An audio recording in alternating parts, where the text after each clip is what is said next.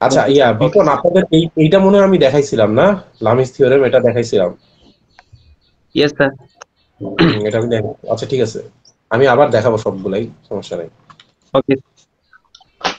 আচ্ছা এইখানে এইটা হচ্ছে আপনাদের ল্যাব রিপোর্টটা বেসিক্যালি, ঠিক আছে, এটা হচ্ছে আপনাদের ল্যাব রিপোর্ট। এই এইটা হচ্ছে আমি আপনাদেরকে দিব, মানে পিডিএফ আকারে দিব। আপনাদের কাজটা কি? আপনাদের কাজটা হচ্ছে প্রত্যেকটা এক্সপেরিমেন্ট দেখবেন, এই যে এক্সপেরিমেন্ট নং 1 আছে, এখানে ডেটা শিট একটা আছে, এই ডেটা শিটটা আপনারা ফিল আপ করবেন, ডেটাগুলা বসাই দিবেন, বসাই দিয়ে ক্যালকুলেশন গুলা করবেন। আর এই যে রেজাল্টস এন্ড ডিসকাশন একটা অংশ আছে, এই রেজাল্টস এন্ড ডিসকাশন অংশে আপনারা কিভাবে ক্যালকুলেশন গুলা করছেন, কোন সূত্র ইউজ করে করছেন, এইটা দিয়ে আপনারা ক্যালকুলেশন গুলা একটু মানে একটু মানে এলাবোরেট করে দেখাবেন আর কি, একটু লিখে দেখাবেন। মানে এইখানে যে এই ভ্যালুগুলো বসাই দিচ্ছেন বক্সের মধ্যে, এই বক্সের মধ্যে যে ভ্যালুগুলো বসাইছেন ওগুলা ক্যালকুলেশনটা কিভাবে করছেন ওইটা রেজাল্টস এন্ড ডিসকাশন লিখতে হবে। ডিসকাশন পার্টটাই লিখবেন মানে রেজাল্টস পার্টটাই লিখবেন আপনারা হচ্ছে কিভাবে করলেন, ক্যালকুলেশন করলেন। ডিসকাশন পার্টটা আপনারা লিখবেন হচ্ছে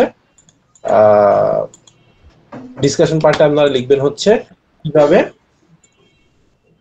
আচ্ছা ডিসকাশন পার্টটা লিখবেন হচ্ছে আপনারা মানে বেসিক্যালি ডিসকাশন পার্টটা যে জিনিসগুলো লিখতে হয় আমি বলি যে থিওরিটিক্যালের সাথে এই যেটা মানে আমাদের লামিস থিওরেমের যে প্র্যাকটিক্যাল ব্যাপারটা, প্র্যাকটিক্যাল ভ্যালুটা যেটা আসলো থিওরিটিক্যালের সাথে প্র্যাকটিক্যালের ডিফারেন্সটা কেন, প্রত্যেকটা জন্য আমি বলবো, মানে প্রত্যেকটা এক্সপেরিমেন্টের জন্য আমি বলবো আপনারা একটু মেন্টাল নোট দিয়ে রাখবেন, এই জিনিসগুলো ডিসকাশনে লিখবেন, ঠিক আছে? আমি একটা একটা করে আসবো, ঠিক আছে, সমস্যা নাই। এখানে আমাদের তিনটা এক্সপেরিমেন্ট আছে। এক নাম্বার 1 এক্সপেরিমেন্ট হচ্ছে লামিস থিওরেম, নাম্বার 2 হচ্ছে আমাদের সেন্টার অফ গ্র্যাভিটি বের করা compound plate, but not in the way যেটা আমরা আগে করছিলাম ওইভাবে না, কিন্তু এটা একটু ডিফারেন্ট সেন্টার অফ গ্র্যাভিটি বের করাটা, ঠিক আছে? আরে আচ্ছা, আর আর হচ্ছে আপনাদের একটা থাকবে ইঞ্জিনিয়ারিং মেকানিক্স 2, মানে আমাদের যেটা হচ্ছে ডাইনামিক্স এর একটা এক্সপেরিমেন্ট থাকবে। বাই দ্য এই এক্সপেরিমেন্টটা আমি ক্লাসে দেখাইতে পারতাম, বাট আমি সময় পাইনি এই সেমিস্টারে, এই জন্য আমি এটা কোনোভাবেই দেখাইতে পারিনি। বাট এটা আসলে সিম্পল একটা কনসেপ্ট, এটা আপনাদেরকে বললে আপনারা বুঝবেন যে কিভাবে আসলে এটা বের করতে হয়, ঠিক আছে? Not that complicated. ওকে, আচ্ছা একটু এক সেকেন্ড প্লিজ।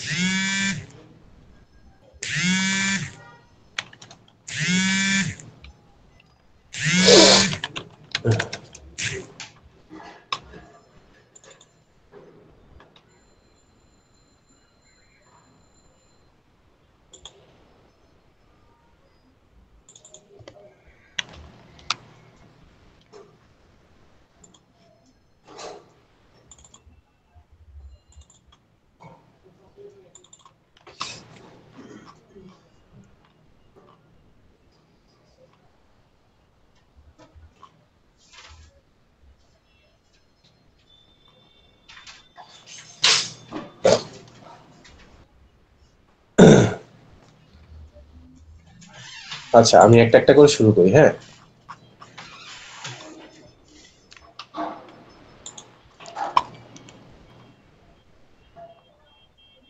সো এক্সপেরিমেন্ট গুলো শুরুতে ওগুলো থিওরি গুলা দেওয়া আছে বেসিক্যালি, হ্যাঁ এক্সপেরিমেন্ট গুলো শুরুতে থিওরি গুলা দেওয়া আছে, আমি একটু থিওরি গুলা একটু কভার করে আসি, ঠিক আছে? আহ, স্যার একটু জুম ইন করিয়েন। হ্যাঁ হ্যাঁ জুম ইন করে করব, সমস্যা নাই। আহ,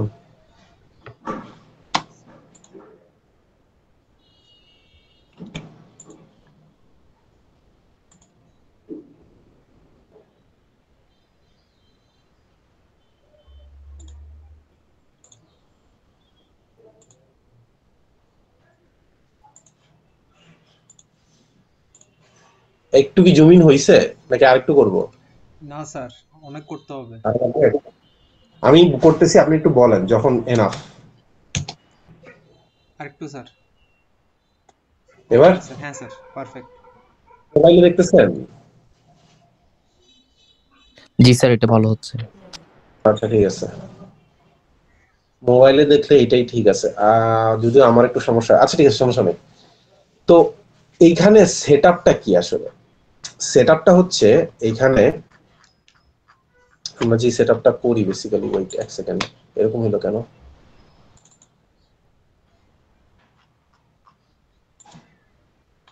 এটা স্ক্রল হয় না কেন?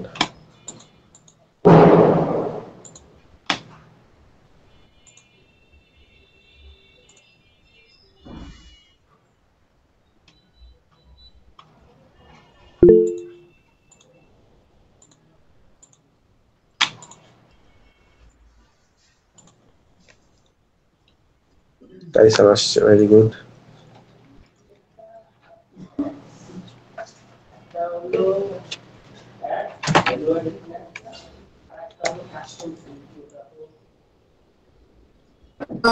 স্যার আসসালামু আলাইকুম। ওয়ালাইকুম আসসালাম, কাইসান। জয়েন হতে পারছো না? আচ্ছা, এই এখন ঠিক আছে জিবরান? হ্যাঁ স্যার, দেখা যায়। দেখা যায়, আচ্ছা ঠিক আছে।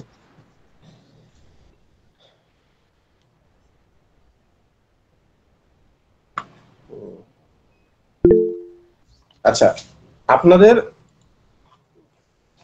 আমি জুম করলে আবার এটাকে স্ক্রল করতে পারতেছি না, এটা হচ্ছে সমস্যা। আচ্ছা আচ্ছা, বুঝতে পারছি কি করতে হবে, বুঝতে পারছি। স্যার, যে প্যান করে উপরে উঠাইতে হবে। হুম,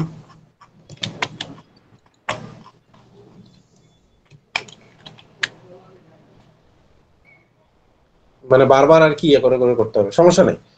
আচ্ছা, এইরকম একটা সেটআপ, এই যে ডান পাশে সেটআপটা যেটা দেখতেছেন, এরকম একটা সেটআপ, ঠিক আছে? এখানে কোনটা কি আমি বলি, এখানে এল দিয়ে যেটা বোঝাচ্ছে, এই যে পুলিটার ডান সাইডে দেখেন, এই বাম পুলিটার ডান সাইডে দেখেন, আলফা ওয়ান অ্যাঙ্গেলটার সাথে যে লম্বটা আছে ওইটা হচ্ছে ওইটার এল এর হাইট, ঠিক আছে? এল এর হাইট, এল এর হাইটটা দিয়ে আসলে কি বোঝায়? এই মাঝখানে যে ডাব্লিউ ওয়েটটা আছে, ডাব্লিউ ওয়েটটা আগে ঝুলানো হয় না, আগে হচ্ছে দুই সাইডের ওয়েট দুইটা ঝুলানো হয়, F1 আর F2। ডাব্লিউ ওয়েটটা ঝুলাইলে ও কি হবে, একটু নিচের দিকে নেমে যাবে না? ও কতটুকু পরিমাণ নিচের দিকে নামলো যদি অরিজিনালি ডাব্লিউ দেয়া না থাকে, সেইটার জন্য সেটার জন্য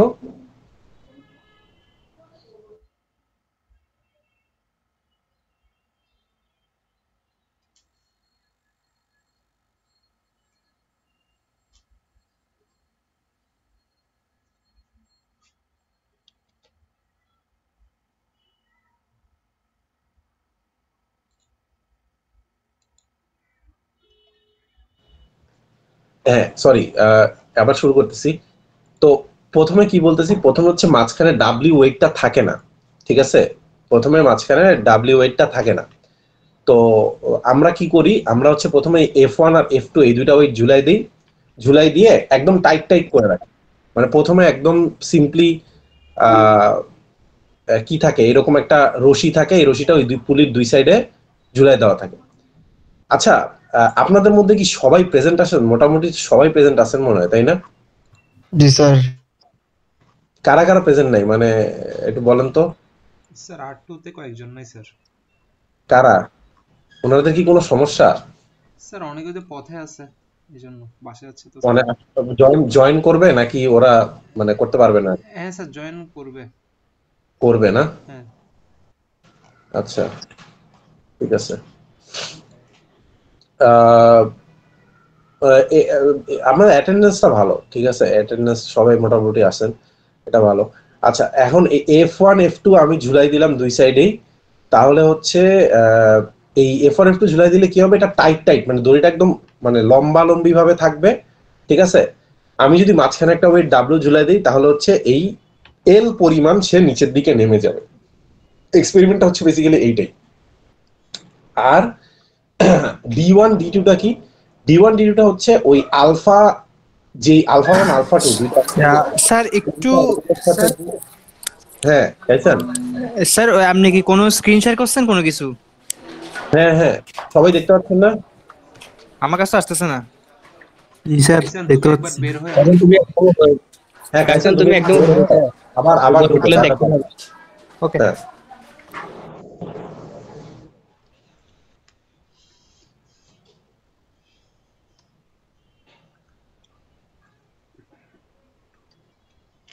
সো D1 আর D2টা কি? D1 আর D2টা হচ্ছে এই যে এই সমকোণী ত্রিভুজ দুইটা দেখতেছেন না, হইছে alpha one R alpha to. এই alpha one R alpha to এর জন্য যে দুইটা সমকোণী ত্রিভুজ দেখতে পাচ্ছেন, এই দুইটার বেস অর্থাৎ ভূমি হচ্ছে D1 আর D2, আর এল হচ্ছে ওদের লম্ব, মানে অর্থাৎ যতটুকু পরিমাণে ডাব্লিউ ওয়েটটা দেওয়ার পর যতটুকু পরিমাণে দড়িটা নিচের দিকে নেমে গেল, এইগুলা হচ্ছে আমার ভ্যালুগুলা। ঠিক আছে, এখন আমি ডিরেক্ট ডেরিভেশন গুলো যাবো না, আমাদের এত সময় নেই। আমরা এখান থেকে লামির উপপাদ্যটা কিভাবে ভেরিফাই করব? আমরা লামির উপপাদ্য যেভাবে ভেরিফাই করব সেটা হচ্ছে যে আমরা এই ভ্যালুগুলা নিব। ঠিক আছে, এই ভ্যালুগুলা নিব। প্রথমে আমরা কি করব দেখেন, এই ডেটা শিটটা দেখেন, আমি এই ডেটা শিটটাই আপনাদের দিব, আপনারা জাস্ট এখানে ভ্যালুগুলা বসাবেন। ঠিক আছে, প্রথমে আমরা বক্স, এই যে F1 F2 W, এগুলা কি? এগুলো আসলে বক্স। এই বক্সের মধ্যে আমরা ওয়েট দেই, 5 গ্রাম 10 গ্রাম করে করে ওয়েট দেই, ওয়েট দিয়ে ওর ওজন বাড়াই। ঠিক আছে, তো এই বক্সগুলোর মধ্যে আমরা একে একে 5 5 10 এরকম 3টা ওয়েট দিব। এটা হচ্ছে W, যেটা মাঝখানের যেটা সেইটা। F1 আর F2 তে অলরেডি আগের থেকে এই ওয়েট গুলা দেয়া আছে, এই যে যেগুলো দেখতেছেন 2.5 10 10 2.5 20 10 এগুলো দেয়া আছে। W যেটা, Wটা আমি মেজার করব 5 5 10 কত হয়, F1 F2 টা আমি মেজার করব 5 5 10 কত হয়। তাহলে আমি W এর ভ্যালু জানি, F1 F2 এর ভ্যালু জানি। আমি এরপরে ওই অ্যাঙ্গেল গুলার ভ্যালু মেজার করব, ওই যে আলফা 1 আর আলফা 2, L1 L এর ভ্যালু মেজার করব, আর D1 আর D2 এর ভ্যালু মেজার করব। মেজার করার পর আমাদের একটা সূত্র আছে, ওই সূত্রটা ইউজ করে, কোন সূত্র সেটা, সূত্রটাও আমি এই ইয়ার মধ্যে সাইডের মধ্যে দিয়ে দিছি, কোনো টেনশন নাই। এই যে F1 ইকুয়ালস টু, এখানে দেখেন দুইটা সূত্র আছে, F1 equals to W sin alpha 2 divided by sin alpha 1 plus alpha 2, F2 equals to W sin alpha 1 divided by sin alpha 1 plus alpha 2। এই যে দুইটা ফর্মুলা আছে, এইখানে আপনারা কি করবেন, আলফা 1 আলফা 2 এর ভ্যালু বসাই দিবেন, W এর যে মেজার্ড ভ্যালু ওইটা বসাই দিবেন। ঠিক আছে, আপনারা W এর ভ্যালু মেজার করছেন না একটু আগে ওই বক্সটা থেকে, ওই বক্সের থেকে যে W এর ভ্যালু পাইছেন এটা এখানে বসাই দিবেন, আলফা 1 আর আলফা 2 যেটা মেজার করছেন ওটার ভ্যালু বসাই দিবেন। ভালো কথা, আলফা 1 আলফা 2 কিভাবে পাবেন? এই যে এই ফর্মুলাটা ইউজ করে, tan inverse D1 by L D2 by L। আপনারা হয়তো অনেকেই মনে করতে পারেন যে আলফাটা স্যার কিভাবে মেজার করব, এটা তো চাঁদা দিয়ে মেজার করা যাবে না, তাই না? এটা তো দড়ি, দড়ি সেটআপে আমরা কিভাবে মেজার করব? আমরা যদি ওই D1 আর L D2 আর L এর ভ্যালু পাই, তাহলে আমরা tan inverse D1 by L tan inverse D2 by L করলে আমরা আলফা 1 আর আলফা 2 এর ভ্যালু পেয়ে যাব। ঠিক আছে, সো এইভাবে আমরা কি বের করব? এইভাবে আমরা অ্যাঙ্গেল গুলার ভ্যালু বের করব।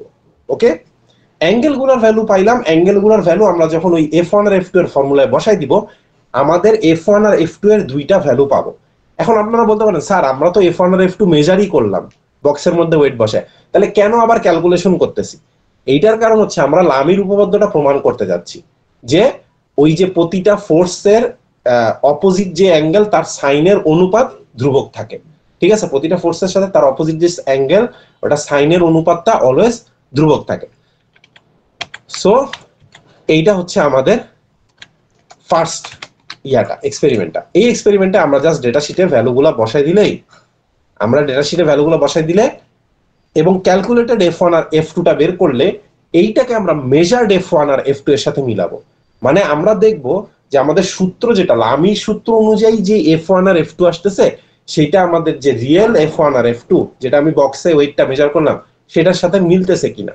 আর যদি সেটা খুব কাছাকাছি মিলে যায় তাহলে তো খুবই ভালো, কিন্তু দেখবেন যে এটা কাছাকাছি মিলবে না।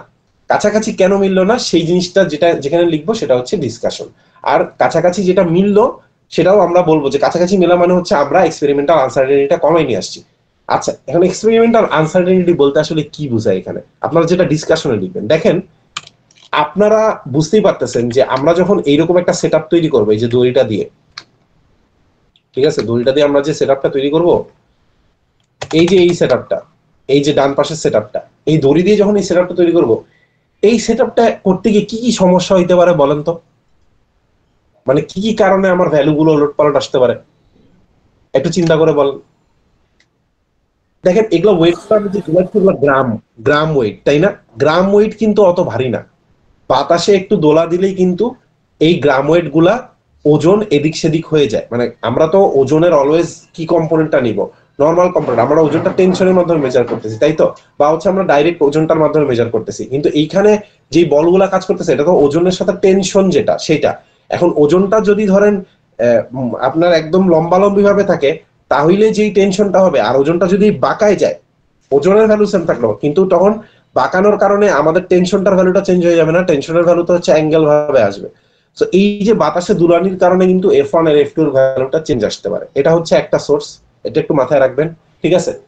এছাড়াও আমরা যে এখানে D1 আর L এর ভ্যালু মেজার করি, D1 আর L এর ভ্যালুর মধ্যে আনসার্টেনিটি থাকতে পারে, কারণ D1টা আপনি কোথা থেকে মেজার করতেছেন, এক একজন এক এক জায়গা থেকে মেজার করবে, ঠিক আছে? D1টা মোর অর লেস যেখান থেকে দড়িটা শুরু হয়েছে বুঝলাম, হ্যাঁ, কিন্তু ওই যে চোখের ভুল বা ওই মেজারমেন্টের জন্য যে ভুলটা, ওই ভুলটা তো এক একজনের এক এক রকম হবে, এক একজনের এক এক রকম বায়াস থাকবে।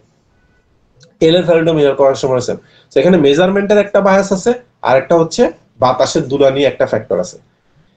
এছাড়াও আরো কিছু Friction. ফ্যাক্টর আছে, ফ্রিকশন বা স্লিপ, ঠিক আছে?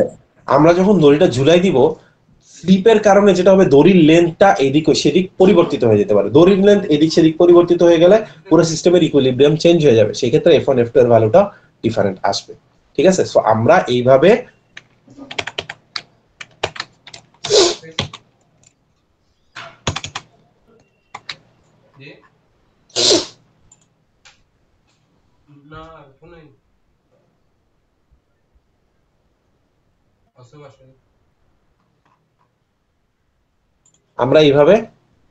ডেটা শিটটা কমপ্লিট করব। ডেটা শিট কমপ্লিট করার পর আমরা ক্যালকুলেটেড F1 F2 ভ্যালু বসাবো। ক্যালকুলেটেড F1 F2 এর ভ্যালু বসানোর পর আমরা ওটার সাথে মেজার্ড F1 F2 কে কম্পেয়ার করব, কম্পেয়ার করে আমরা এই এক্সপেরিমেন্টটা শেষ করে দিব, ঠিক আছে? খুবই সিম্পল, আপনাদের কিন্তু আমি সব ভ্যালুগুলো অ্যাকচুয়ালি দিয়ে দিছি, আপনারা আলফা 1 আলফা 2 এর ভ্যালুটা বের করে বসাবেন, আর আপনারা যেটা করবেন যে এই W এর ভ্যালুটা এখানে বসাই দিবেন, 5 যোগ 5 যোগ 10 যেটা হয় সেটা, মেজার্ড F1 F2 এর ভ্যালু বসাই দিবেন, ইকুয়েশনে ওই W আর আলফা 1 আলফা 2 এর ভ্যালু বসাবেন, W আর আলফা 1 আলফা 2 ভ্যালু বসানোর পর ক্যালকুলেটেড F1 আর F2 যেটা আসছে সেটা বসাই দিবেন। আপনাদেরকে একটা ল্যাব রিপোর্ট দেখাই, তাহলে আপনারা আরো ভালো বুঝতে পারবেন, ঠিক আছে?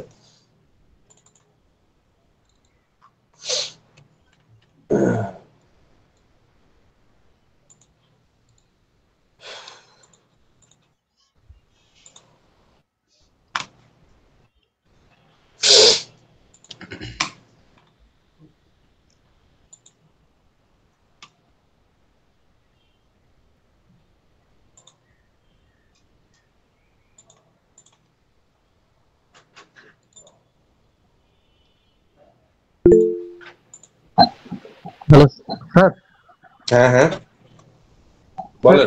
আমার F1 F2 দুইটার ওয়েট সেম হতে হবে না? Not necessarily, not necessarily F1 F2 same হইতে হবে তা কিন্তু না, কারণ আপনারা দেখেন F1 আর F2 কিন্তু ডিফারেন্ট হাইটে আছে, ঠিক আছে? সো নট নেসেসারিলি F1 আর F2 সেম হইতে হবে, ঠিক আছে? নট নেসেসারিলি, তবে কাছাকাছি হইতে হয়। দেখছেন এখানে F1 আর F2 কিন্তু ডিফারেন্ট হাইটে আছে, F1 আর F2 কিন্তু ডিফারেন্ট হাইটে আছে, তাই না? আচ্ছা, স্যার এখানে D1 আর D2 এর ভ্যালুগুলো কত ধরবো? এইটা কোনো কিছুই ধরার দরকার নেই, এই D1 আর D2 ভ্যালু অলরেডি দেয়া আছে, আমি দেখাই আপনাদের। এই যে আপনাদের যে স্লাইডটা দিব এখানে কিন্তু D1 আর D2 ভ্যালু দেয়া আছে, এই যে দেখেন D1 আর D2 দেয়া আছে, 150 মিলিমিটার আর 250 মিলিমিটার, তাই না? আচ্ছা, হ্যাঁ স্যার। এক সেকেন্ড প্লিজ। তাহলে তো এখানে সব দেওয়াই আছে, জাস্ট আমাদের F1 আর F2 জাস্ট ক্যালকুলেশন করে বসাতে হবে, কিচ্ছু না, কিছুই না, ঠিক আছে?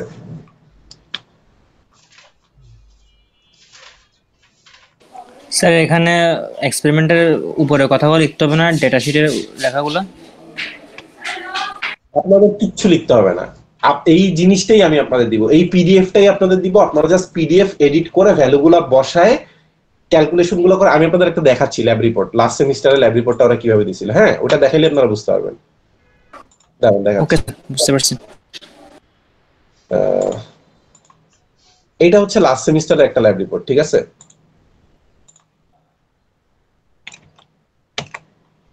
এই দেখেন ওদেরকে এইটাই দিছি, জাস্ট ও কি করছে এখানে ভ্যালুগুলা বসাই দিছে, দেখছেন? ও এখানে ভ্যালুগুলা বসাই দিছে, ভ্যালুগুলা বসাই দিয়ে কমপ্লিট করছে ইকুয়েশন ইউজ করে।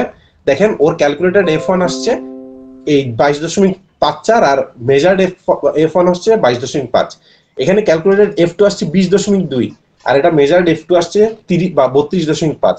তো এটার মধ্যে কিন্তু একটা ঝামেলা আছে, ঘাপলা আছে। ও ঘাপলাটা কিভাবে এক্সপ্লেইন করছে আমি এটাই দেখতে যাচ্ছি, ঠিক আছে, নাকি ওর ফর্মুলার অ্যাপ্লিকেশন ভুল আছে সেটা দেখতে যাচ্ছি।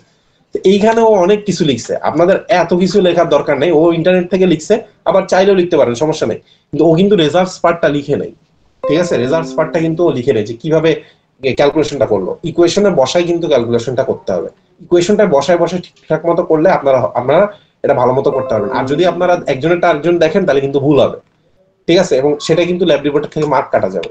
আমি জাস্ট আপনাদের দেখতে যাচ্ছি যে আপনারা ইকুয়েশনটা ঠিক মতো অ্যাপ্লাই করতে পারেন কিনা, এটাই, আর কিছুই না, ঠিক আছে। আচ্ছা,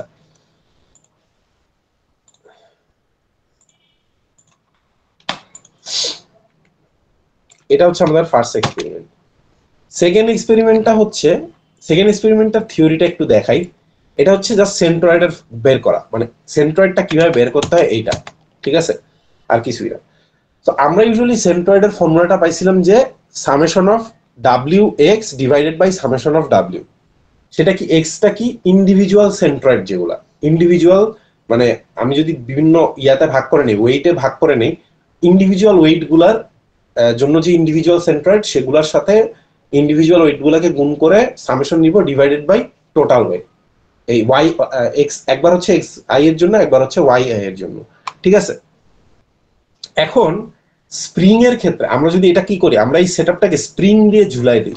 এই দেখেন ডান পাশের ওয়েটটা, ইয়াটা ল্যাব অ্যারেঞ্জমেন্টটা বিটা, আমরা যদি তিনটা ওয়েটকে ধরেন, এই যে এই টোটাল জিনিসটা যেটা আছে স্প্রিং দিয়ে তো একটা টোটাল জিনিস ঝুলানো আছে, এই টোটাল জিনিসটাকে আমরা যদি তিনটা ডিফারেন্ট অবজেক্টে ভাগ করে দিই এবং প্রত্যেকটা অবজেক্টকে আমরা একটার সাথে কানেক্টেড অবস্থায় রাখছি, মানে একটা টোটাল অবজেক্ট হিসেবে রাখছি, বাট তিনটা জিনিস জোড়া দিয়ে একটা টোটাল অবজেক্ট বানাইছি, এবং তিনটা জিনিসের সেন্ট্রয়েডে আমি যদি স্প্রিং গুলা সেট করি এবং ওটাকে যদি আমি ঝুলাই দিই, তাহলে এক একটা জিনিসের ওয়েটের সাপেক্ষে এক একটা স্প্রিং এক একটুকু অ্যামাউন্টে আপনার ইয়া হবে, মানে মানে যেটা বলে লেন্থটা বাড়বে, ঠিক আছে, মানে স্প্রিং এর লেন্থটা এক একটা ওয়েটের সাপেক্ষে এক এক ভাবে বাড়বে, ঠিক আছে। তো তার মানে কি হবে, ওই অবজেক্টটা একদিকে ঝুলে যাবে বা একদিকে মানে উঠে যাবে, এরকম একটা অবস্থা হবে, ঠিক আছে। তো আমার ওইটা দেখার বিষয় না যে কোন দিকে ঝুলে গেল বা কোন দিকে হচ্ছে উঠে গেল, এটার ফ্যাক্টর না, ফ্যাক্টরটা হচ্ছে যে আমাদের এই ইকুয়েশনটা কিভাবে আসতেছে। আমরা তো এতক্ষণ এক্স বার ওয়াই বার বের করছি জাস্ট এগুলা দিয়ে, কিন্তু আমরা এখন এক্স আই ওয়াই আই দিয়ে বের করবো না, আমরা হচ্ছে এই ফর্মুলাটা ইউজ করবো, W equals to K del. K del মানে হচ্ছে এটা স্প্রিং এর এই সূত্র, স্প্রিং এর সূত্র হচ্ছে F equals to K x, এটা আপনারা সবাই শুনছেন তাই না। তো এখানে এফ এর জায়গায় আমরা জাস্ট ডাব্লিউ ইউজ করছি। এখন আপনারা বলতে পারেন স্যার এফ ইকুয়ালস টু তো মাইনাস কে এক্স, তাহলে এখানে আবার W equals to K del use করলো কেন, মাইনাসটা কই। দেখেন আমাদের এইখানে এফ ইকুয়ালস টু আসলে মাইনাস ডাব্লিউ, মানে ফোর্সটা যেটা, ফোর্সটা কিন্তু কি অপোজিট দিকে, স্প্রিং এর ফোর্সটা হচ্ছে যেই দিকে আপনার কাজ করে তার অপোজিট দিকে স্প্রিং এর ফোর্সটা কাজ করে, তাই তো। সো স্প্রিং এর ফোর্সটা কিন্তু F equals to K x, যেটা মাইনাস কে এক্স যেটা, এইটা কিন্তু মাইনাস কে ডেলই আছে, কিন্তু আমরা এখানে যে এফটা বসাচ্ছি এটা তো মাইনাস ডাব্লিউ, কারণ আমাদের ডাব্লিউ ফোর্স যেটা এটা তো নিচের দিকে কাজ করতেছে। সো একদিকে মাইনাস ডাব্লিউ, একদিকে মাইনাস কে ডেল, দুইটা মাইনাস মাইনাস কাটাকাটি গিয়ে W equals to K del আসছে। আমরা যদি এই ডাব্লিউ ইকুয়ালস টু কে ডেলটা, এই যে এই ফর্মুলা দুইটা, প্রথম দিকে দুইটা formula, X equals to summation of W X আর X Y equals to summation of W Y, এইখানে ডাব্লিউ এর জায়গায় আমি যদি কে ডেল বসাই দেই দুই দিকেই, তাহলে আপনি দেখবেন কে গুলা কাটাকাটি যাবে, শুধু ডেল গুলা থাকবে। তো আমি যদি ডেল মানে হচ্ছে বেসিক্যালি কতটুকু অ্যামাউন্টে ও মানে উঁচা নিচা হইছে, এইটুকুই, আর কিছু না, এই অবজেক্টটা কতটুকু অ্যামাউন্টে উঁচা নিচা হইছে। আর এক্স বা এক্স আই ওয়াই আই গুলো হচ্ছে ওর ইন্ডিভিজুয়াল সেন্ট্রয়েড, আমি যদি ওর ইন্ডিভিজুয়াল সেন্ট্রয়েড গুলোকে ও কতটুকু উঠানামা হয়েছে এটা দিয়ে গুণ দিয়ে আমার ওয়েটটা আর মেজার করতে হয় না, তখন আমার ফর্মুলাটা হয়ে যায় del equals to L final minus L in, ঠিক আছে। L final minus L in মানে হচ্ছে ওর ফাইনাল পজিশন মাইনাস ওর ইনিশিয়াল পজিশন, মানে হাইটটা, ও কতটুকু হাইটে ছিল, ওরে ঝুলাই দেওয়ার আগে ও কতটুকু হাইটে ছিল, ওরে ঝুলাই দেওয়ার পরে ও কোন হাইটে উপরে উঠছে বা নিচে গেছে। এই ডেল এর ভ্যালুগুলো যদি আমরা প্রত্যেকটা বসে দিই, ডেল 1 ডেল 2 ডেল 3, কারণ এখানে তিনটা ডিফারেন্ট ডিফারেন্ট ওয়েট আছে, এই ফর্মুলাটা ইউজ করে আমরা এক্স বার আর ওয়াই বার বের করতে পারবো। এখন আমরা দেখি এটার ডেটা শিটটা কিরকম, ঠিক আছে। এর ডেটা শিটটা খুবই সিম্পল। সো এই এক্স্যাক্টলি এই ডেটা শিটটি আমি আপনাদের দিয়ে দিব, ঠিক আছে। এইখানে এক্স এর ভ্যালুগুলো দেওয়া আছে, x1 x2 x3 ভ্যালু দেওয়া আছে, y1 y2 y3 ভ্যালু দেওয়া আছে, এল ইনিশিয়ালের ভ্যালু দেওয়া আছে, এল ফাইনালের ভ্যালু দেওয়া আছে। আপনারা ডেল গুলা বের করবেন আর ওই ফর্মুলায় বসাই দিয়ে এক্স বার আর ওয়াই বার বের করবেন। কোন ফর্মুলাটা আবার বলে দিচ্ছি, কোন ফর্মুলাটা,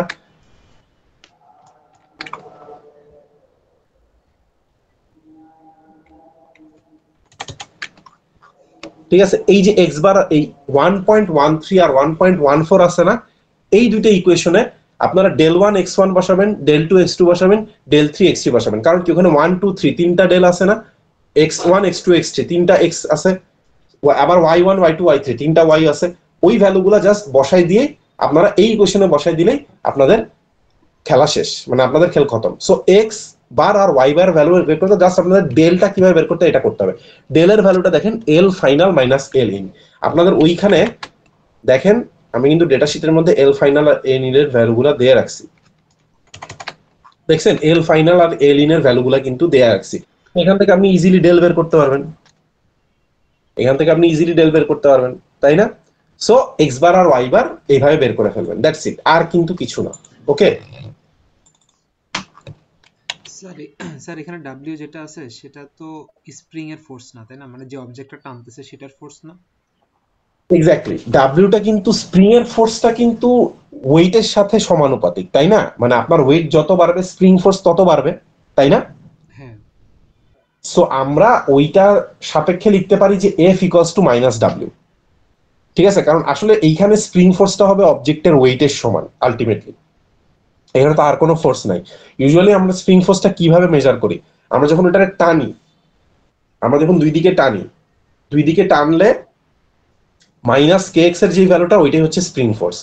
কিন্তু এই ক্ষেত্রে আমরা কিন্তু টানতেছি না, এই ক্ষেত্রে অবজেক্টটাকে আমরা কি করতেছি, জাস্ট ওর ওয়েটের সাপেক্ষে ছেড়ে দিচ্ছি। তো ওই অভিকর্ষ ত্বরণের কারণে ওর উপর যে ফোর্সটা কাজ করতেছে ওইটা হচ্ছে ডাব্লিউ। ওই ডাব্লিউ ফোর্সটাই কিন্তু ওকে টানা হচ্ছে, ওই ডাব্লিউ ফোর্সটা দিয়ে ওকে টানা হচ্ছে। কারণ ডাব্লিউ ফোর্সের দিক কি, নিচের দিকে না, মাইনাস ডাব্লিউ, আর কে এক্স এর দিকটা হচ্ছে উল্টা দিকে, ঠিক আছে? এই জন্য ওটা মাইনাস ডাব্লিউ লিখছি। আবার F equals two minus K X, তাহলে কি মাইনাস মাইনাস কাটাকাটি চলে যাবে আলটিমেটলি, তাই না? মাইনাস মাইনাস কিন্তু আলটিমেটলি কাটাকাটি চলে যাচ্ছে। সো ওইটা নিয়ে আপনাদের কোনো টেনশন নাই, ডেরিভেশন নিয়ে আপনাদের কোনোই টেনশন নাই। আপনারা জাস্ট এই মানে টেবিলটা কিভাবে ফিল আপ করতে হবে এটা কি বুঝছেন, তাহলেই হবে। হ্যাঁ স্যার, এটা খুবই স্যার বুঝতে পারছি স্যার। ফেয়ারলি সিম্পল, ঠিক আছে? এখানে কোনো সমস্যা হওয়ার কোনো দরকারই নেই। তারপরে যদি হয় আমাকে বলবেন, সমস্যা নেই। আপনাদের আমি 30 তারিখ পর্যন্ত সময় দিব, আপনারা জাস্ট এই পিডিএফটাই ফিল আপ করবেন, আর কিন্তু কিছু না। আর R1 এর জন্য সবাই ইন্ডিভিজুয়াল রিপোর্ট দিবেন, কিন্তু R2 এর জন্য আপনারা মোটামুটি কয়জন আছেন? 54 জন আছেন না? 54 বা 55 জন মনে হয় আছেন। সো প্রায় 60 জন। আমি দেখছি 54 জন আপনাদের ইয়াতে দেখছি, অ্যাটেন্ডেন্স শিটে দেখছি 54 জন। সো 54 জনকে আপনারা যদি ইভেনলি ভাগ করতে চান তাহলে কত হয়? স্যার গ্রুপে কি 5টা করে দিই? 5টা করে আমি দিতে চাচ্ছিলাম ইনিশিয়ালি। স্যার না 10টা করে দিয়ে দেন স্যার। না না না, 10টা করে দেওয়া যাবে না এক গ্রুপে, এটা বেশি হয়ে যাবে। আচ্ছা দাঁড়ান দাঁড়ান, আমি দেখতেছি ক্যালকুলেটর।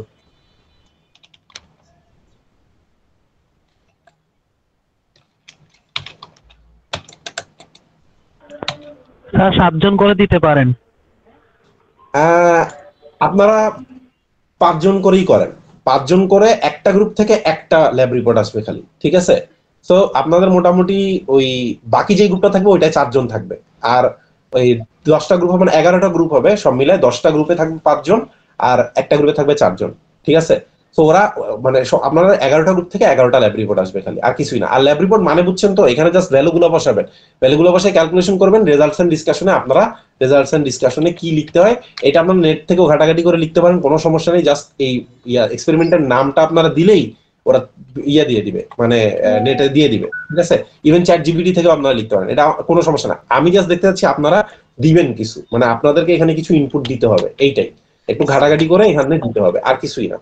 আমার এখানে কিন্তু এগুলো ফ্রিডম আছে, আমি এগুলা কোনো মানে বাধ্যকতা করতেছি না। তবে আপনারা সবকিছু অনলাইনে সাবমিট করবেন, আমাকে হাতে কলমে কিছুই দেওয়া লাগবে না। হ্যাঁ, কেউ কিছু বলবেন জিবরান? স্যার এই গ্রুপটা কি রোল ওয়াইজ করব? এটা আপনাদের মতো করে ফেলেন, সমস্যা নেই, এটা আপনাদের মতো করে ফেলেন, ঠিক আছে? আপনি একটা বলে দেন, কারণ এখানে অনেকে একজন গ্রুপে ওরে আল্লাহ, সবকিছু বলে দিতে হয়। আচ্ছা ঠিক আছে, আপনারা এক কাজ করেন, হ্যাঁ গ্রুপ রোল ওয়াইজই করেন, রোল ওয়াইজই করেন, ঠিক আছে? রোল ওয়াইজ করলে আমার মনে হয় মানে অ্যাটলিস্ট এই কে কার গ্রুপে যাবে এই ঝামেলা হয়ে যায়, মানে মিটে যায়। হ্যাঁ স্যার। মেইন কথা হচ্ছে এটা খুবই ইজি, খুবই সিম্পল, আপনারা এক গ্রুপ আরেক গ্রুপের সাথে কনসাল্টও করতে পারবেন, এটা কোনোই সমস্যা নেই, ঠিক আছে? বাট আমি জাস্ট চাচ্ছি আপনারা গ্রুপ করে 11 জন, মানে 11টা ল্যাব রিপোর্ট আমাকে সাবমিট করবেন, আর কিছুই না। কথাটা বুঝতে পারছেন? Okay sir. আচ্ছা আচ্ছা, এরপরে সবার লাস্টে একটা এক্সপেরিমেন্ট, এই এক্সপেরিমেন্টটা আসলে খুবই ইন্টারেস্টিং, ঠিক আছে? এটা হচ্ছে determination of coefficient of restitution using the equation of projectile. আপনাদের ইকুয়েশন অফ প্রজেক্টাইলটা হচ্ছে v equals to root over twice GH, ঠিক আছে? v equals to root over twice GH. আচ্ছা, এখন ওরা বলতেছে যে coefficient of restitution, coefficient of restitution মানে কি একটু বোঝার চেষ্টা করি। Coefficient of restitution is a measure of the amount of energy that can be recovered elastically after the impact between two bodies. এটার মানে হচ্ছে, মানে আপনারা যখন একটা অবজেক্ট আরেকটা অবজেক্টের সাথে কলিশন করে, ঠিক আছে, ইম্প্যাক্ট করে, তো ইম্প্যাক্ট করার পর যেটা হয় অবজেক্টের গুলোর মধ্যে রিবাউন্ড হয়। লেটস সে আমি আমার সুবিধার্থে ধরে নিচ্ছি একটা অবজেক্ট একদম স্টেশনারি, আর একটা অবজেক্ট মুভিং। এটার উদাহরণটা কি? ধরেন আপনি বাসার মধ্যে বোলিং প্র্যাকটিস করতেছেন, পরের দিন ম্যাচ আছে, আপনি বোলিং প্র্যাকটিস করতেছেন। বোলিং প্র্যাকটিস করার সময় আপনি কি করতেছেন? ফ্লোরে বাউন্স করতেছেন, দেয়ালে লাগাচ্ছেন, দেয়াল থেকে বলটা আবার আপনার কাছে আসতেছে, আপনি এই জিনিসটা প্র্যাকটিস করতেছেন সিম্পলি, আর কিছু না। তাহলে আপনি যখন বলটাকে ফ্লোরের মধ্যে বাউন্স করবেন, বাউন্স করে ও যখন দেয়ালে গিয়ে লাগবে, খেয়াল করেন এই ডান পাশের বি ছবিটা দেখেন, বি ছবিটা, হ্যাঁ বি ছবিটায় দেখেন তো এইরকমই কিছু একটা হবে না? যদি আপনি এই হাইটে বলটাকে হিট করেন তাইলে ও অ্যারাউন্ড এই y2 হাইটে গিয়ে হিট করবে। ব্যাপারটা কি অনেকটা এরকম না? Yes sir. হ্যাঁ, তো এই জিনিসটাই হচ্ছে coefficient of restitution. Coefficient of restitution is simply the ratio of velocity of rebound two velocity of impact of the moving body. মানে ও কতটুকু ভেলোসিটিতে মুভ করতেছিল আর রিবাউন্ড হইলো কতটুকু ভেলোসিটিতে, এইটাই হচ্ছে আমার কোএফিসিয়েন্ট অফ রেস্টিটিউশন। এই দুইটা রেশিও, হ্যাঁ। সো কোএফিসিয়েন্ট অফ রেশিও ই হচ্ছে v2 divided by v1। v2 মানে হচ্ছে ও যেই ভেলোসিটিতে রিবাউন্ড করতেছে, মানে বলটা যখন ফ্লোরে হিট করে ও রিবাউন্ড করলো, অর্থাৎ উঠে আসার সময় যে ভেলোসিটিতে উঠে আসলো, এইটাকে আমি v1 দিয়ে ভাগ করব, অর্থাৎ ওর ইম্প্যাক্ট ভেলোসিটি, ও যেই ভেলোসিটিতে হিট করলো। এখানে দেখেন ছবির মধ্যে একটু ঝামেলা আছে, ওরা v2 কে লিখছে যেই ভেলোসিটিতে সে হিট করতেছে, v2 কিন্তু যেই ভেলোসিটিতে হিট করতেছে সেইটা না, v1 হচ্ছে যেই ভেলোসিটিতে হিট করতেছে সেটা। কারণ আপনি যখন ওকে বলটাকে আপনার হাত থেকে ছুঁড়ে মারছেন তখন একটা ভেলোসিটিতে ওকে ছুঁড়ে মারছেন, ওই ভেলোসিটিতেই কিন্তু ও ভূমিতে হিট করতেছে, ঠিক আছে? ওই ভেলোসিটিতেই মোরলেস ভূমিতে হিট করতেছে। কিন্তু কখন হিট করবে না? যখন হচ্ছে অ্যাঙ্গেলটা চেঞ্জ হয়ে যাবে, অর্থাৎ যে অ্যাঙ্গেলে ওকে আপনি ছাড়ছেন, আলফা আর বিটা, যে দুইটা অ্যাঙ্গেল ও যে অ্যাঙ্গেলে আপনি ওকে ছাড়ছেন আর যে অ্যাঙ্গেলে ও হিট করতেছে, সেই দুইটার মধ্যে কিন্তু আবার v1 আর v2 ডিফারেন্ট হয়ে যাবে, কারণ যে ভেলোসিটি কম্পোনেন্ট চলে আসবে তখন, ঠিক আছে? কিন্তু যদি মোটামুটি সিমিলার অ্যাঙ্গেলে হয় তাহলে কিন্তু যেই v1 আপনি হিট করতেছেন v2 টাও কিন্তু ওই v1ই হবে। v3 টা হচ্ছে ও যখন ওইখান থেকে উঠে, মানে ফ্লোর থেকে উঠে ও চলে আসবে সেইটা। সো এই v3 আর v2 এর ইয়াটা, মানে ছবি অনুযায়ী যদি আমি বলি, v3 আর v2 এর অনুপাতটাই হচ্ছে কোএফিসিয়েন্ট অফ রেস্টিটিউশন, ঠিক আছে? So amount of energy that can be recovered elastically after the impact between bodies. এই কনসেপ্টটা কি একটু বলি জিনিসটা। ধরেন আপনি যে ফ্লোরটা বানাইছেন দিয়ে, রাবার দিয়ে, লেটস সে রাবার দিয়ে বানাইছেন, ঠিক আছে? তো ফ্লোরটা রাবার দিয়ে বানাইলে কি হবে বলেন তো? বলটা একদম যেই বেগে হিট করছিল, যদি ফ্লোরটা নর্মাল ঢালাই পিচের হইতো তাইলে বলটা যত উপরে উঠতো, রাবার দিয়ে বানাইলে বলটা কি তত ঠিক উপরে উঠতো না? মানে তার চেয়ে বেশি উপরে উঠতো না? সেই হাইটে উঠতো না? আপনারা রাবার ডিউস বল দিয়ে খেলছেন কখনো? হ্যাঁ স্যার। রাবার ডিউস বল দিয়ে তো খেলছেন, আবার টেপ টেনিস দিয়েও খেলছেন, কোনটা বাউন্স খায় বেশি? রাবার ডিউস বল বেশি বাউন্স খায় না? স্যার টেপ টেনিস খায় না বেশি? এই কি বলে, রাবার ডিউস বেশি বাউন্স খায়? কে কে কে খেলছেন আসলে এটা বলেন।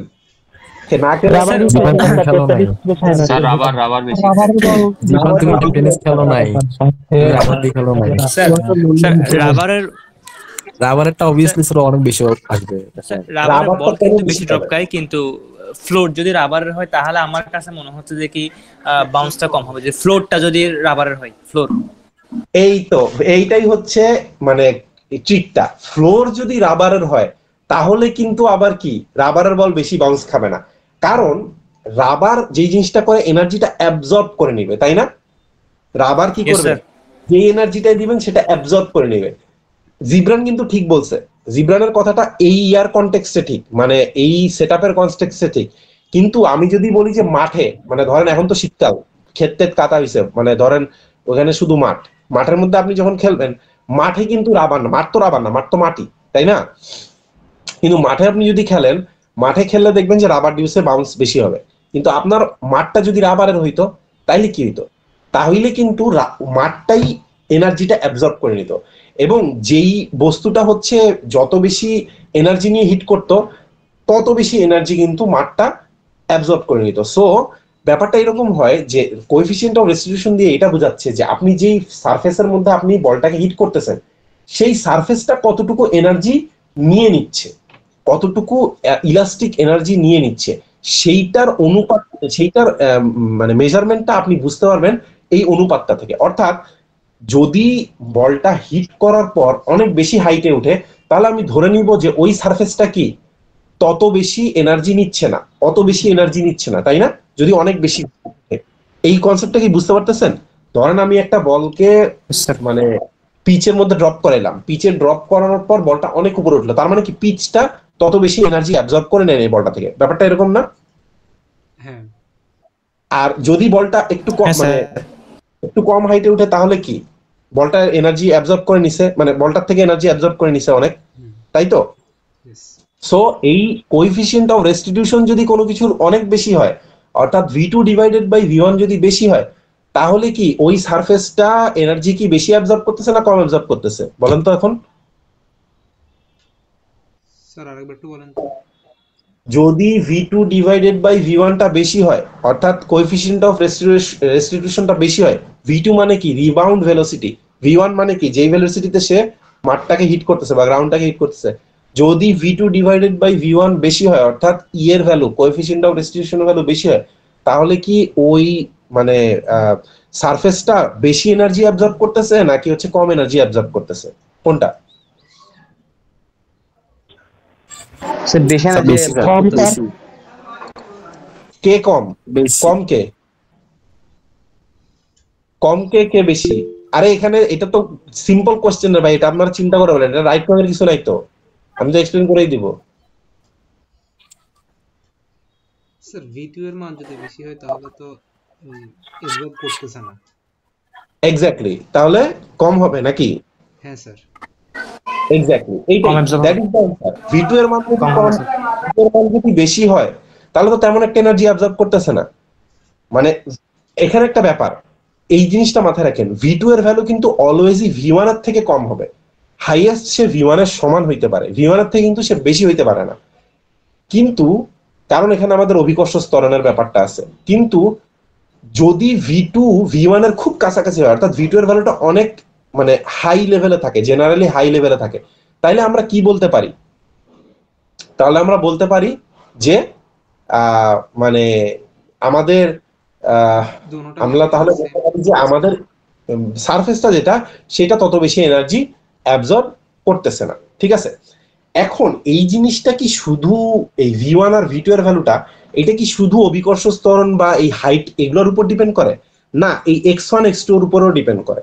x1 x2 টা কি? ধরেন আপনি ক্রিকেট খেলতেছেন, আপনি আপনার থেকে ব্যাটসম্যানের দূরত্ব যে মাঝ বরাবর, যে দূরত্বটা মাঝের আগে যদি বলটাকে পিচ করান, তাহলে কিন্তু চান্স আছে যে ওইটা প্লেয়ারের মাথার উপর দিয়ে চলে যাবে, তাই না?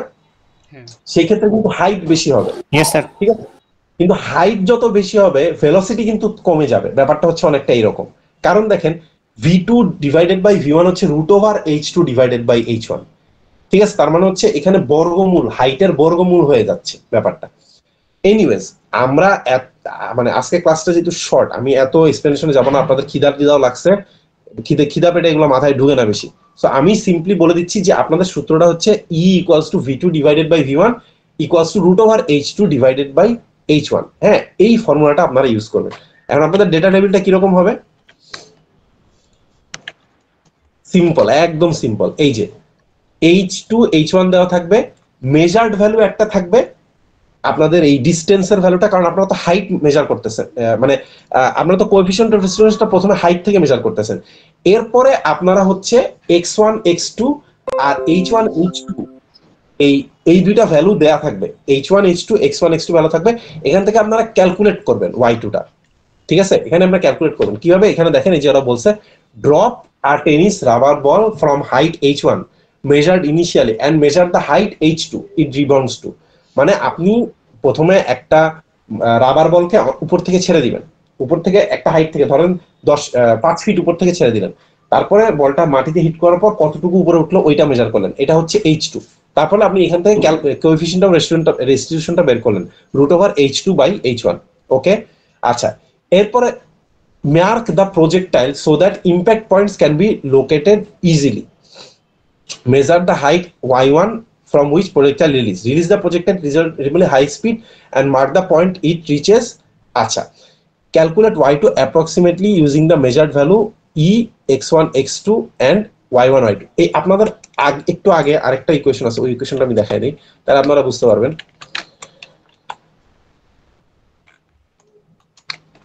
এটা হচ্ছে আমরা ই প্রথমে বের করলাম, এই যে বাম পাশেরটা কিন্তু শুধু ই বের করার জন্য, এ যেটা ডিটারমাইনিং ই।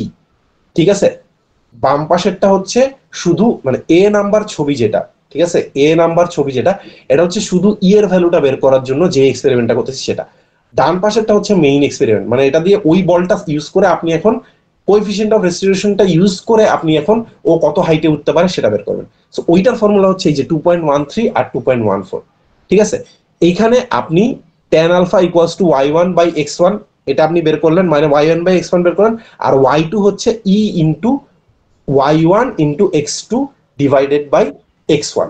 অর্থাৎ আপনি প্রথমে h1 আর h2 ইউজ করে e এর ভ্যালু বের করবেন, এরপর e এর ভ্যালুটা এইখানে এই যে 2.14 এ বসাই দিবেন, 2.14 এ বসাই দিয়ে y2 এর ভ্যালু বের করবেন। y2 এর ভ্যালু বের করতে এই y1 ও লাগবে, x2 ও লাগবে, x1 ও লাগবে, সেটা আপনারা এখানে অলরেডি দেওয়া আছে, ওইখানে বসাই দিয়ে বের করবেন। ঠিক আছে, সো আপনারা প্রথমে এখানে বক্সটা দেখেন, বক্সটা যেটা, এই বক্সটা আমি একটু এক্সপ্লেইন করি। কোএফিশিয়েন্ট অফ রেস্টিটিউশন হচ্ছে ফার্স্ট এক্সপেরিমেন্টটা, যেখানে শুধু h1 আর h2 বের করছেন, এখানে x1 আর x2 বের করেন নাই। এখান থেকে আপনি ইটা ভ্যালুটা বের করছেন, ই এর ভ্যালুটা জানা আছে, x1 এর ভ্যালু জানা আছে, x2 এর ভ্যালু জানা আছে, y1 এর ভ্যালু জানা আছে, y2 এর ভ্যালু আপনি একটা মেজার করছেন, y2 এর ভ্যালুটা আপনি ক্যালকুলেট করবেন ওই ফর্মুলাটা ইউজ করে। সো ওই ফর্মুলাটা ইউজ করলে যেটা হবে, এখান থেকে যে ইটা বের করছেন সেই ইটা ইনটু আমি আবার ভুলে গেলাম, এই ইটা ইনটু কোথায় গেল, ই into y1 into x2 by x1। ঠিক আছে, ই into y1 into x2 by x1। এখানে x2 এর ফর্মুলা ভ্যালুটাও আছে, x1 এর ভ্যালুটাও আছে, y1 এর ভ্যালুটাও আছে, e into y1 into x2 divided by x1। এইটা ইউজ করলে আপনি ক্যালকুলেটেড y2 টা যেটা পাবেন, ওইটাকে এই y2 3.2 যেটা, এটার সাথে ম্যাচ করবেন, দেখবেন যে ম্যাচ করে কিনা। এখন এটার সাথে ম্যাচ করতে গিয়ে দেখবেন যে আসলে ম্যাচ হচ্ছে না। কেন হচ্ছে না? কারণ আমরা যখন কোএফিশিয়েন্ট অফ রেস্টিটিউশন বের করতেছি, আমি একটু আগে যেই কথাটা বললাম, আমরা ফ্লোরের যেই ইয়াটা, ম্যাটেরিয়ালটা বা ফ্লোরের যেই আপনার কন্ডিশনটা, এটাকে কিন্তু আমরা জাজ করতেছি না। এছাড়াও আরো অনেক ব্যাপার আছে, যেমন আপনারা দেখছেন যে একই ক্রিকেট মাঠে 5 দিন ধরে টেস্ট ম্যাচ খেললে এক এক সময় বলটা এক এক রকম বিহেভ করে। তার মানে কি, কোএফিশিয়েন্ট অফ রেস্টিটিউশনটা চেঞ্জ হয়ে যাচ্ছে না উইথ টাইম, 5 দিনের সাথে। কখনো বল বেশি বাউন্স করতেছে, কখনো বল কম বাউন্স করতেছে, কখনো বল বেশি স্পিন করতেছে, কখনো বল রিভার্স সুইং করতেছে, কখনো করতেছে না। এই জিনিসগুলো কেন হয়? ওই মাঠের যেই মানে হিউমিডিটিটা, মাঠের যে কোয়ালিটিটা, ওইটার উপর ডিপেন্ড করে। And another thing which is air, এয়ারের রেজিস্ট্যান্সটা কিন্তু আমরা কনসিডার করি না। রাতের বেলা কিন্তু এয়ারটা একটু বেশি ভারী হয়ে যায়, কারণ রাতের বেলা হচ্ছে ঠান্ডা, দিনের বেলা হচ্ছে এয়ার একটু বেশি লাইট থাকে, কারণ দিনের বেলা হচ্ছে সারফেস গরম। এই জিনিসগুলো কিন্তু আমরা কনসিডার করি না। সো এইগুলা আপনারা ডিসকাশনের মধ্যে লিখতে পারেন, বাট আপনাদের মেইন ফর্মুলাটা খুবই সিম্পল। এর ভ্যালু বের করা, এর ভ্যালু হচ্ছে √/h2/h1, আর এর ভ্যালুটা বের করার পর আপনারা y2 এর ভ্যালুটা বের করেন কিভাবে, e into y1 into x2/x1। ঠিক আছে, এই ফর্মুলাটা ইউজ করে y2 এর ভ্যালুটা ক্যালকুলেট করবেন। আর y2 আপনারা অলরেডি মেজার করছেন, মানে ইন রিয়েল লাইফে মেজার করছেন, ওই y2 এর ক্যালকুলেটেড y2 টাকে আপনারা এই 3.2 যেটা হচ্ছে মেজার্ড y2 সেটার সাথে কম্পেয়ার করে দেখবেন যে মিলতেছে কিনা। এইটাই। আমি কি বুঝাইতে পারছি আপনাদের এক্সপেরিমেন্ট শেয়ার? কোনটা কোনটা কোন জায়গাটা? এটা কেমনে ইয়া করো স্যার? ইটা হচ্ছে √/h2/h1। আপনি একটা বলকে প্রথমে কি করবেন, একটা উচ্চতা থেকে ছেড়ে দিবেন, বলটা মাটিতে হিট করবে, বলটা মানে একদম ভার্টিক্যালি ছেড়ে দিবেন, মাটিতে হিট করে উঠে আসবে। ও যেই হাইট থেকে পড়লো আর যেই হাইটে উঠে আসলো, এটা হচ্ছে h2, আর যেই হাইট থেকে পড়লো সেটা হচ্ছে h1। এইটা √/h2/h1 করলে আপনি ই পাবেন। এরপরের এক্সপেরিমেন্টটা হবে আপনি বলটাকে দিয়ে লিটারালি বল করবেন। ঠিক আছে, ওই যে আপনি এই সেটআপটাই যেটা দেখলেন আর কি। ঠিক আছে, এই সেটআপটাই যে ডান পাশে বি নাম্বার ছবিতে আপনি কি করতেছেন, এখানে একটা বল করতেছেন না বেসিক্যালি, এখানে তো আপনি একটা বল করতেছেন তাই না? সো এই এক্সপেরিমেন্টটা, সেকেন্ড এক্সপেরিমেন্টটা কিন্তু একটু ডিফারেন্ট। সেকেন্ড এক্সপেরিমেন্টে x1 x2 আছে। সো আমার টার্গেট হচ্ছে এই y2 টা বের করা ইউজিং দ্যাট ই, যেটা আমি একটু আগে বের করলাম, মানে ওই সারফেসের ইটা আমরা বের করলাম, ওইটা বের করে আমরা y2 টা বের করব। যখন আমরা x1 জানি, x2 জানি, y1 জানি, ইনফ্যাক্ট আমরা y2 টাও জানি, কিন্তু আমরা চেষ্টা করব যে আমরা যে সূত্রটা বের করছি সেই সূত্র অনুযায়ী y2 এর যেটা ভ্যালু বের করতেছি সেইটা ক্যালকুলেটেড মানে মেজার্ড y2 এর সাথে মিলে কিনা, এইটাই হচ্ছে আমাদের কাজ। বুঝতে পারছি? হ্যাঁ স্যার। তাহলে আপনাদের যদি কোনো এমনিতে ল্যাব রিপোর্ট তৈরি করতে গিয়ে কোনো কোশ্চেন থাকে আমাকে এর মধ্যে বলবেন, আমি কি ছেড়ে দিতে পারি? হ্যাঁ স্যার ছেড়ে দেন। ঠিক আছে, ছেড়ে দিচ্ছি তাইলে। স্যার কুইজটার কথা কিছু বলবেন না মনে হয়? কুইজের ব্যাপারে আমি বলি, কুইজে আপনাদের এইখানে যে ক্যালকুলেশন গুলা করছেন না, মানে এই টেবিলে, ডেটা টেবিলে, আমি জাস্ট এরকম একটা প্রবলেম বলবো যে হ্যাঁ এইটা দেওয়া আছে, এইটা দেওয়া আছে, এইটা এরকম, এটা এরকম, তাহলে এটার ভ্যালুটা বের করেন, এইরকমই আসবে। ঠিক আছে, আপনারা যদি এই ডেটা টেবিল গুলো কোন সূত্রগুলো ইউজ করতে ওটা জানেন, তাহলে আপনারা এটা পারবেন, এবং এগুলোর বাইরে থেকে কোনো কিছুই আসবে না, কোনো থিওরি আসবে না, শুধু ম্যাথ আসবে। তিনটা ম্যাথের জন্য 45 মিনিট পাবেন আপনারা। এরকমই ম্যাথ স্যার? এইরকমই ম্যাথ, এইখানে যেই জিনিসগুলো বের করতে বলছি এরকমই ম্যাথ। আমি হয়তো বলবো যে ই বের করেন, বা আমি বলবো y2 বের করেন। ঠিক আছে, আপনাদের কিন্তু ইভেন এটাও বলে দিচ্ছি যে কোন সূত্রগুলো ইউজ করবেন। সো ওই সূত্রগুলো ইউজ করে আপনারা হচ্ছে ক্যালকুলেশন গুলো করবেন। ঠিক আছে স্যার, ল্যাব রিপোর্টগুলো কি আপনাকে মেল করে দিয়ে দেব?